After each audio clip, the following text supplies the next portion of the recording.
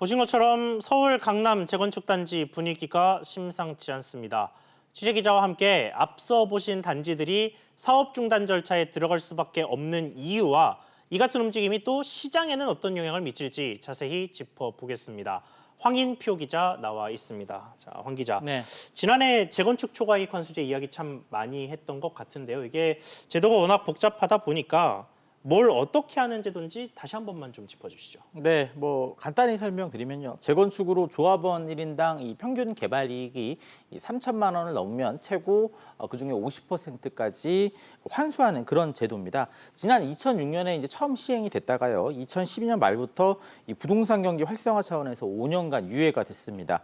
이후 2018년부터 이제 부활해서 시행에 들어갔는데 간단히 국토부가 실제 강남 4구 재건축 단지를 대상으로 얼마나 환수금을 내게 될지 미리 한번 계산한 적이 있었습니다.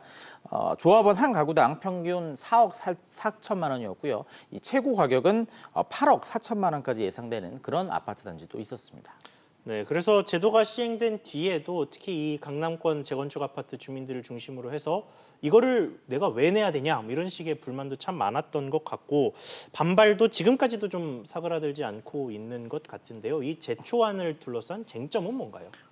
말씀하신 것처럼 이제 사유재산에 과도한 세금을 매기는 거 아니냐, 이게 이제 첫 번째 불만입니다. 재건축 사업으로 새 아파트가 들어서면서 자연스럽게 생긴 수익이고 아직 실현되지도 않은 수익에 대해서 너무 많은 세금을 떼간다는 불만이 나오고 있습니다. 예. 이 반면 국토부는 이 불로소득으로 벌어들인 투기소득이라서 이를 어느 정도 환수해가는 것은 정당하다, 이런 입장입니다.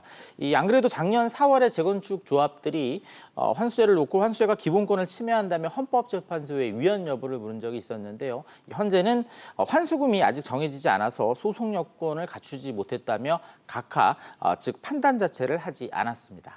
그렇군요. 앞서 강산 기자가 리포트에서 봤던 사례도 결국은 이 부담금 때문에 재건축을 말하자면 멈춘 건데 이게 다른 아파트들 상황은 어떻습니까? 일단 대표적인 강남권의 재건축 단지로 그 잠실주공 5단지와 이제 반포 1단지 3주란 그 아파트 단지가 있는데 예. 이 두 아파트 단지 모두 수억 원의 분담금이 나올 것으로 예상되는 아파트들입니다. 아직 공식적으로 재건축 사업을 중단하지는 않았습니다. 하지만 만약 수억 원으로 이상으로 예상되는 환수금 규모가 이제 구체적으로 나온다면 결국 다른 재건축 단지들처럼 이 재건축 사업을 중단할 가능성이 높습니다. 실제로 과거 환수제가 적용됐던 2006년부터 2012년까지 이 강남권에서 이 수억 원의 환수금을 내면서까지 이 재건축을 진행한 사례는 단 한 건도 없습니다.